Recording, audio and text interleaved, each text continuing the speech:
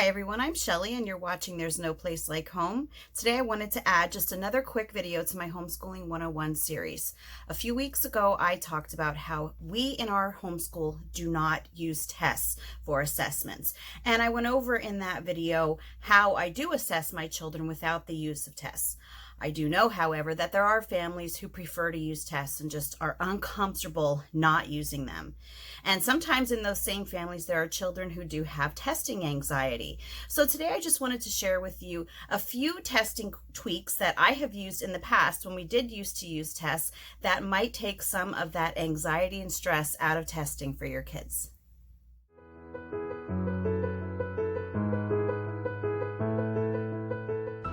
Having kids who have anxiety can be a real challenge when it comes to test taking. I have a few kids who used to get a little bit fearful around test taking times, and I don't know why, honestly, because even when I used to give my kids tests at home, I never kept report cards for them. But for some reason, they just had this whole notion that test taking was an anxious time, and it showed through on when they were taking their tests. And this was something that was especially apparent with my son who has ADHD. He just was not able to concentrate on those tests because the idea was constantly in his head all the time that this is a test, this is a test, this is a test, and it took away his ability to just be able to concentrate as if it weren't a test. So the first tip that I have for you is for spelling tests. I have a few kids who are not what you would consider natural spellers. Some people are natural spellers, meaning that they don't even need to study for spelling. They just, get all those spelling words right. And then there are those other children who, no matter how hard they try, they seem to have a bit more trouble with spelling. And I have a few kids on both of those sides. And the kids who were a little bit less natural about knowing how to spell things, they would get anxious on spelling test day. So what I actually started doing was, and I came up with the idea was during a Little House unit study, was I started doing spelling bees with my kids. In the Little House unit study, the kids were learning how Charles Ingalls went into a spelling bee when he was a child. So that day I decided to have a spelling bee with the kids, and the kids enjoyed that so much that for the longest time I used that in place of spelling tests. And even my older son, I think he was probably maybe in 9th grade at that point, maybe 10th grade, I don't really remember. He was not doing the Little House unit study with us, but he saw the kids doing the spelling bee and he said, I want to do it. And he jumped in and he went right ahead and did the spelling bee with the kids too.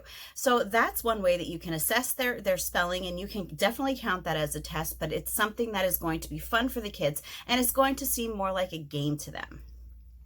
So the second tip that I have for you is if you have a test that you want your child to take that's actually, like on a piece of paper and looks, it is just like a normal test. I always used to treat those just as worksheets. I wouldn't bring up all of this hype about it being a test. I would just treat it as any other worksheet that they were going to be doing. But what happens is that, your kids will sometimes ask you questions, well, how do you do this? Or, what is the answer to this? I can't find this. And that really, how you handle that is up to you as the parent, how you want to do that with your kids. With me, I kind of tried to guide them along to see if they would be able to figure it out on their own. And then sometimes I would even say to them, you know what, let's just see how you can do this on your own. And then I'll check it afterwards and I'll let you know how you did. And I was just very low key about it. And it was something that really helped with my kids so that they would not get, so fearful and so scared about taking those tests. So a third idea that I have for you is if you do have one of those written tests, is maybe do an oral exam with your kids. And if you want to go one step further, and again, if you have more than one child, make it into a quiz show. So first we had a spelling bee, now you could have a quiz show. And you could even make up little pretend buzzers with your kids and ask them questions. This is especially good if you have kids who are doing unit studies or are learning the same topic together. This is perfect for them. But even if you have one child, you could still do it in a quiz show fashion and maybe give them coupons for answers that they get right, or just be creative about it. But sometimes this is just enough so that you can assess what it is that they've learned, but it also is going to keep some of that stress out of your homeschool for both you and your child.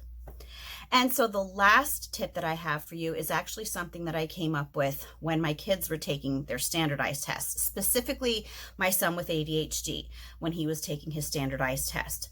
Now, if you do not have to take standardized tests, I wouldn't. The only reason that we do standardized testing is because our state requires it in 3rd, 5th, and 8th grade.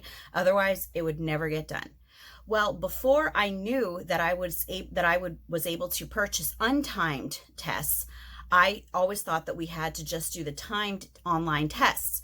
So my son, every time that he would look at that computer screen and see that timer just counting down, he would get so focused on the timer and how he was running out of time that he would not focus on the things that he was doing, and he would just get so anxious. I must have said that word so many times in this video, but it's true. He would just start freaking out over not having enough time, and instead of just concentrating and thinking about what he was doing on that test, he was too busy looking at that timer. So what I eventually started doing with him was I would just take one of those little mini post-it notes and I would just stick it on the screen right over the timer so that he would not look at it. He never tried taking it off because he really wasn't interested in knowing how much time was left. He just, when it was there right in front of him, he couldn't stop stop looking at it. So as soon as I was just covered that up with the post-it note, it never became an issue again, and my son was so much more relaxed. I do have to say though that if you have the opportunity to purchase an untimed test, do it, because once I found out about the untimed standardized tests, it made a world of difference in our homeschool. Anyway, that's all that I have for you today. If you like this video, give it a thumbs up. If you haven't subscribed yet and would like to hear more of what I have to say, I would love if you would do that. If you have any questions or comments, you can leave one over on Instagram because YouTube disables my comments. And if you like my work and would like to check out my Patreon page, I will leave a link in the description box for that as well. And I hope you have a great day.